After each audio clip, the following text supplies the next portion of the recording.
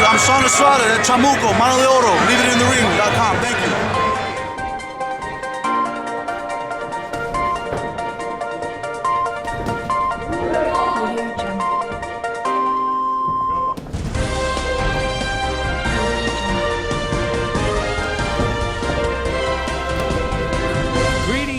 Fight fans, to another edition here of the Boxing Spotlight. My name is Felipe Leon, co-host of Leave It in the Ring here on the Leave It in the Ring network, as well as the 2-minute round every other week on a Thursday with Mr. David Avila, Elena Baby Doll Reed, and myself, where we talk all about female boxing.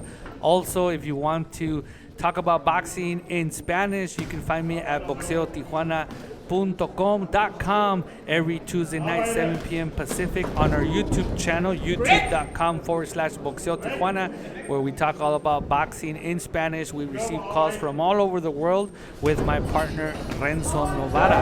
I'd like to thank, first off, all our Patreon pledgers who have made it possible to have this show, as well as Around the Ring and the rest of the stuff that we have on here on the Leave It in the Ring network. You guys get this show first before anybody else. And also, I'd like to explain what the Boxing Spotlight is. It's a quick rundown of some questions that were sent to our Leave It in the Ring email account, which is leaveitinthering@gmail.com. So if you have any question that you would like either David Duenas, myself, Gabriel Montoya, or Lenny the Fightsmith to answer, feel free to send an email to that account, leaveitinthering@gmail.com, and post your question, and maybe even post the person that you want to answer that question, or everybody. And to give you a quick rundown of what you can find here on the Leave It in the Ring network on Monday nights, the next round with Steve Kim and Gabriel Montoya at 4 p.m. Pacific. Every Wednesday, the flagship show, Leave It in the Ring, with Mr. David Duenas and myself at 6:30 every night. And like I mentioned, every other Thursday, the 2-minute round with David Avila, Elena Baby Doll Reed, and myself. That's at 7 p.m. Pacific, with our next show being March 16th. On our last show, if you haven't had a chance to listen to it, we had Showtime Vice President of Sports Programming, Steven Espinosa, talking about female boxing and his decision to bring on female boxing onto the network with the Amanda Serrano versus Jasmine Rivas fight that happened on January 14th, and the historic fight on March 10th, which would feature Clarissa Shields, the 2-time Olympic gold medalist, fighting Silvia Ceballos for a vacant NABF middleweight title in the headlining slot, which is something we've never seen before on Showtime. And also, once a month, we have Around the Ring, where David Duenas has a revolving panel of experts talking about different subjects in boxing. The last show, which was the first show, had middleweight champ Kelly Pavlik, boxing writer Ramon Aranda, and ring announcer Lupe Contreras. So if you haven't had a chance to listen to that one, go back to the archives of Leave It in the Ring and look for it, because it was really, really good. So getting started with the Boxing Spotlight, one of the topics that was sent in to the Leave It in the Ring at gmail.com account was, can Juan Manuel Marquez beat Thurman or Garcia? Obviously, we saw Thurman beat Danny Garcia via split decision this past Saturday night to capture the WBC welterweight title of Garcia's and add it to his WBA title. And now they're asking, can Juan Manuel Marquez beat either one of them? In my opinion, he cannot beat neither one of them. I think Juan Manuel Marquez is way past his prime. He's fought at welterweight. His last fights were at welterweight, but I don't think he has what it takes to beat Keith Thurman, a young, strong, natural welterweight, or even a Danny Garcia, even though he's coming off that loss. I mean, it's his first loss in his professional career. And Danny Garcia, obviously, we've seen him against good fighters, and he has beaten them all. The only fighter that he has not been able to beat is Keith Thurman. So I don't think Juan Manuel Marquez, who has not fought since May of 2014, even though he has threatened to come back various times within that time period, does not have what it takes to beat Thurman or Garcia. I do believe that Marquez is the better technical fighter than either one of these two gentlemen. But at welterweight, I think the speed and power of either Thurman or Garcia will be too much. Actually, Danny Garcia proved it somewhat when he knocked out Eric Morales, a contemporary of Juan Manuel Marquez, a guy that obviously is not in the shape, or was not in the shape, that Juan Manuel Marquez is. Juan Manuel Marquez has gone up to welterweight, assisted or not assisted, depending on who you believe or what you think, getting up to welterweight, where Eric Morales didn't do that, or maybe he did because he did come up positive once. But obviously, Eric Morales does not look in the shape that Juan Manuel Marquez did at 140 pounds even. And Juan Manuel Marquez looks even bigger and stronger at welterweight. But Garcia proved that he was much stronger and faster than a fighter like Eric Morales, who is coming up from featherweight, just like Juan Manuel Marquez did. They were natural featherweights, super bantamweights in the onset of their career. So Danny Garcia, to a certain extent, proved that he's too big for a guy like that. Thurman did it as well in his own way when he ended up knocking out former 135-pound champion Julio Diaz some years ago. He ended up finishing him about 3 or 4 rounds, and you can see in that fight, Julio Diaz, being younger than Juan Manuel Marquez, looked very old inside the ring against Keith Thurman. So that, to me, I mean, obviously styles make fights, and we're talking about different fighters, but just kind of going on an indication of that, we could see what would happen, or kind of there's a little trail there of what would happen. Now, who do I want to see next? If you got the chance to listen to Leave It in the Ring this past Wednesday, you heard our little discussion that we had, David and I, regarding who we would like to see next between Garcia and Thurman. Obviously, the rematch is there. Angel Garcia, Danny Garcia's dad and trainer, has been asking for it after initially asking for Garcia's retirement, after he felt he got robbed in the decision last Saturday night. But obviously he has come to his senses and now wants the rematch against who he calls Ponytail Thurman. That's pretty funny. We're probably not going to see that next. So who would I like to see Keith Thurman in? I'd like to see him against Lamont Peterson. Lamont Peterson is a WBA regular welterweight champion. I think he looked great in capturing that title against David Avanezian a couple weeks ago. And Keith Thurman is the he's a welterweight champion, super edition, quote unquote, for the WBA. So it's a fight that can be made. Both of them are under the PBC banner. I think it'll be a good style matchup. Lamont Peterson, a little bit taller, looks to me a little bit bigger, rangier, long arms, great jab, against Keith Thurman, who has good lateral movement, is very quick, and obviously we know he has some power in his hands. Lamont Peterson, the one fight that he lost and he got knocked out at 140 pounds was Lucas Matisse, and he got knocked out. He got laid out. But that was at 140 pounds. So hopefully going up to welterweight, his chin can take a little bit more of a punch. So that's the only thing that would worry me against Keith Thurman, is that Keith Thurman does carry some pop in those punches, although we have not seen him knock out a fighter in quite some time. So that's who I want to see next. As far as Danny Garcia, like I mentioned in the Leave It in the Ring, I do want to see him against Adrian Broner. I think that's a good fight. I think that's a fight that is somewhat of a low risk. I think that Danny Garcia is a good enough fighter that he could beat an Adrian Broner at welterweight, but it's a good enough name and with a good enough pedigree that it can make sense, and it kind of keeps him in the mix. I don't think that it does him any good to keep him in the mix and keep him in title contention to beat an Adrian Granados or someone of that ilk. At this point, he needs to beat a bigger name, and for me, that is Adrian Broner. So those are the fights that I want to see those two fighters in next: Keith Thurman against Lamont Peterson, and Danny Garcia against Adrian Broner. Another subject that was sent in to the Leave It in the Ring email account, leaveitinthering@gmail.com, is what is going on with Antonio Margarito? Antonio Margarito, born in the Los Angeles County area, but grew up here in Tijuana, Baja California, Mexico, obviously considered as the Tijuana Tornado. He left boxing for a couple years, but decided to make a comeback not too long ago.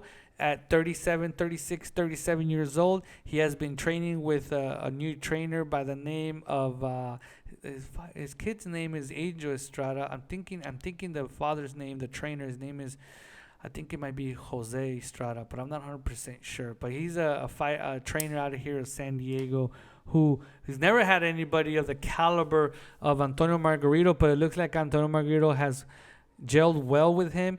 Antonio Margarito has mentioned that it reminds him of his original trainer here in Tijuana, a gentleman that honestly I can't remember his name, but he passed away some years ago. And when he did, Antonio Margarito ended up finding Guillermo, el General Capetillo. Is it Guillermo Capetillo? Is his name? But in Los Angeles, and obviously we know the whole story with Mr. Capetillo and the illegal hand wraps and all that. We don't need to get into that. But Antonio Margarito feels very comfortable with this new trainer by the last name of Estrada. Reminds him of his original trainer. So he's been working out. He's been training. A couple of weeks ago, there was a rumor going on Twitter that Antonio Margarito was going to face Paul Smith, the same Paul Smith that laid out Bernard Hopkins in Bernard Hopkins' retirement fight. Obviously, that sounded preposterous. It sounded absurd because Margarito is about 20 pounds lighter than Paul Smith. So we made a phone call to Margarito. My partner in Boxeo Tijuana, Renzo Novara, made a phone call to Antonio Margarito, and Margarito did not know who was Paul Smith to start off with. No fault of his own. He follows boxing, but I don't think he delves too much into international boxing. He mostly follows, Mexican-based boxing. And then second, he said no, that he was not fighting that gentleman, that he was looking to come back sometime in April, and that he did not have an opponent as of yet. So that is what we heard a couple of weeks ago from the mouth of Antonio Margarito. So as for me, I was also asked as part of the question is who would I rather see him fight? First of all, I would rather see him retire. I think that Antonio Margarito has done enough in boxing. He was a WBO welterweight champion. He was the IBF welterweight champion for several years, and he defended those titles several times.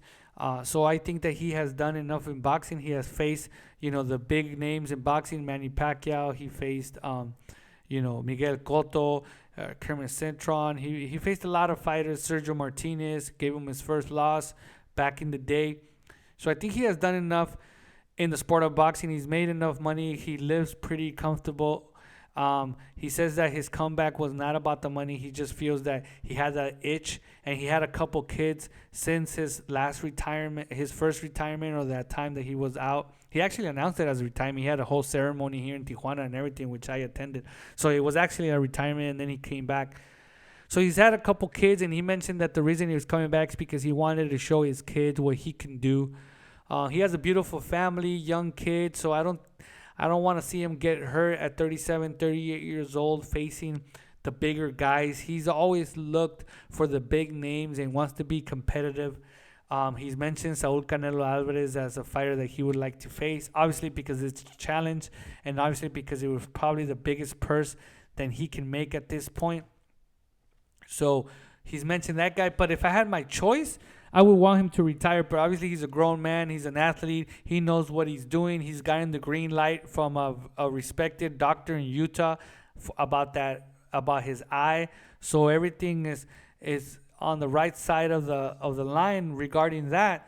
So if I had to see him in the ring, I like him fighting domestic like he did in his first two fights back against Jorge Maromerito Paez Jr.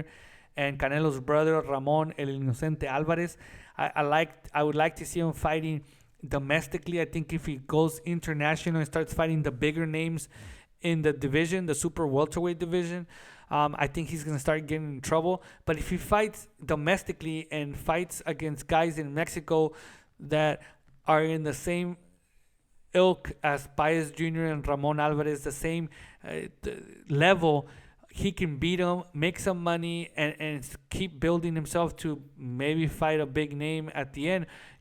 So three names that I selected are Mexican guys that are around his weight, maybe bring him up from welterweight, and I think they will make good fights that Margarito has a good chance of winning against a younger guy, because obviously at 37 years old, he is giving up a little bit of a lot of speed because he never was a fast guy, and now that he's a little bit older, he's giving up a lot of speed. And another reason too is I think there'll be good action fights because these guys come to fight. One of them being Pablo Cesar Cano. We've seen him fight against Shane Mosley and other names of that. Other names. I think his last fight. Who was his last fight? I think it was in Indio, California, which ended up being a pretty good fight. Also, another Mexican fighter by the name of Roberto Maza Ortiz. That's another fighter that I think will be a good fight against Antonio Margarito at this point in his career. And the last fighter is a guy that Margarito kind of knows very well. They sparred against each other here in Tijuana. Now he's training out of Phoenix. His name is Abner Jagger Lopez, which we've seen him fight also under the Top Rank banner. So I think those three guys will be good fights for Antonio Margarito's next fight in April, if it does go down as he mentioned. So that is that with Antonio Margarito. And lastly, the last question that was asked of me on the Leave It in the Ring email account, leaveitinthering@gmail.com, is what are your thoughts on Bob Arum saying he hopes Gilberto Zurdo Ramirez gets a shot at Gennady Golovkin if no Canelo fight happens? Well, obviously Bob Arum, the head honcho of Top Rank, always the promoter, always looking for the best deal for his clients, is looking for a big fight for Gilberto Zurdo Ramirez, a fight where Zurdo Ramirez to a certain point has some advantage there because he is the bigger guy, he's a taller guy, he's the heavier guy, and obviously fighting against Triple G, it would be a big pay-per-view event. It would be Zurdo Ramirez's first headlining pay-per-view event, and doing it against Triple G will be something big for him. But I don't think there's no need for it. I don't think that Triple G at this point needs to go up to super middleweight. I think he has unfinished business at middleweight. I think that if the Canelo Alvarez fight doesn't materialize for him in September, I think that there's other fights that he could do there. He could look for Billy Joe Saunders. He could do a rematch against the winner of David Lemieux and Curtis Stevens. Obviously, those are not pay-per-view fights, but it keeps him busy. It keeps him fighting, and it keeps him on a holding pattern, looking for that Saul Canelo Alvarez. There's no need for Triple G to move up to super middleweight just yet. That's something that Abel Sanchez and Tom Loeffler, Abel Sanchez being Triple G's trainer, Tom Loeffler being his promoter, said that they have unfinished business at middleweight, that they're not gonna move, they're not gonna go up to super middleweight until they get all the belts of middleweight. That's a mission that they've had for a while, and once they do that, then they'll be more than willing to move up to 168 pounds, and I'm sure that Gilberto Zurdo Ramirez will be a fighter that they would be interested in facing in that weight class. So again, we'd like to thank all the listeners here at Leave It in the Ring, especially the Patreon pledgers who are listening to this Boxing Spotlight number 3 first.